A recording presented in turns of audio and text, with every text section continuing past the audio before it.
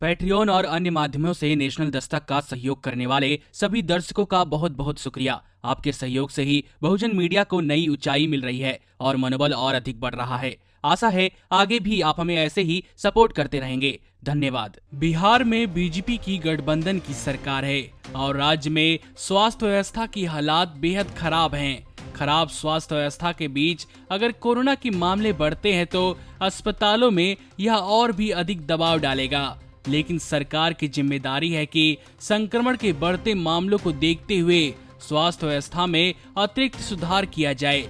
आपको बता दें कि राज्य के भागलपुर में जवाहरलाल नेहरू मेडिकल कॉलेज और हॉस्पिटल में बदहाली की तस्वीरें सामने आई हैं।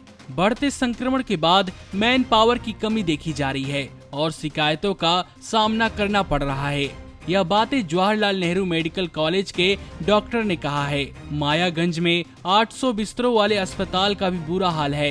ये हॉस्पिटल कई पूर्वी जिलों को कवर करने वाले बिहार के 4 समर्पित कोविड-19 हॉस्पिटलों में से एक है।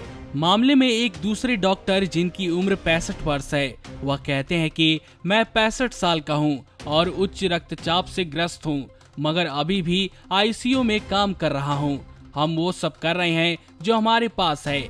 आपको बता दें कि भागलपुर सबसे अधिक कोरोना वाले जिलों में से एक है, जहां संक्रमितों की संख्या 1601 हो चुकी है। अस्पताल में भर्ती किए गए मरीज के परिजन अस्पताल में काम करने वालों के बारे में बताते हैं। 60 वर्षीय बुजुर्ग के पुत्र ने कहा कि वो सिर्फ ताला लगाते हैं और मरीजों को ऐसे ही छोड़ देते हैं। वहाँ कोई निगरानी नहीं हो रही है।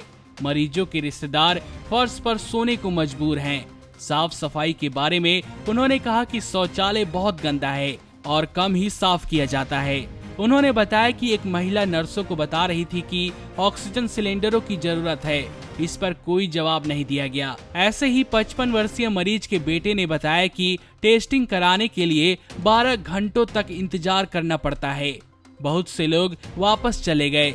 वह बताते हैं कि उनके पिता को 15 जुलाई को मेडिसिन वार्ड में भर्ती कराया गया, मगर इंजेक्शन लगाने के लिए कोई कंपाउंडर नहीं था।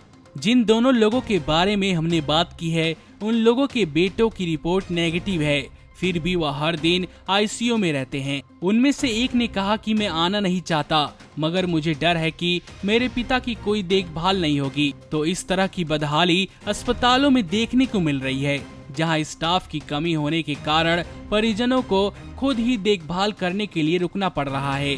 इस तरह की असुविधा देखकर राज्य प्रशासन की जितनी आलोचना की जाए उतनी कम है।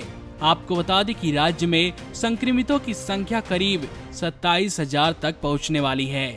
नमस्कार।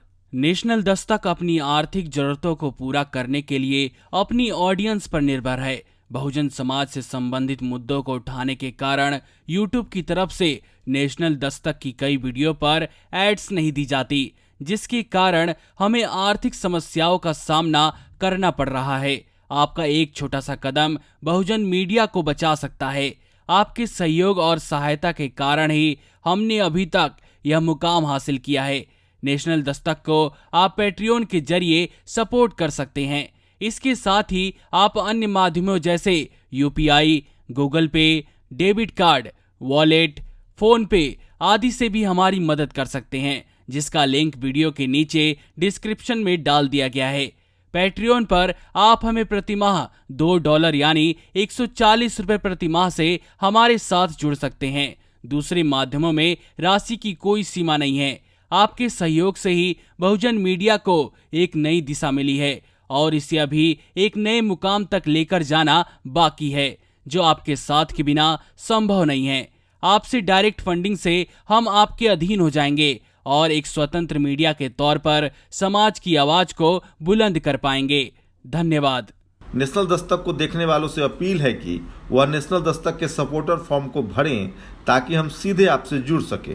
नेशनल दस्तक की आपसे गुजारिश है कि अगर इसको बचाना चाहते हैं तो नेशनल दस्तक को सब्सक्राइब करने के लिए रेड कलर के सब्सक्राइब बटन को दबाएं, फिर बेल आइकन की घंटी दबाएं। नेशनल दस्तक को बचाने के लिए बहुत जरूरी है कि हर खबर को शेयर करें, लाइक करें, कमेंट जरूर करें।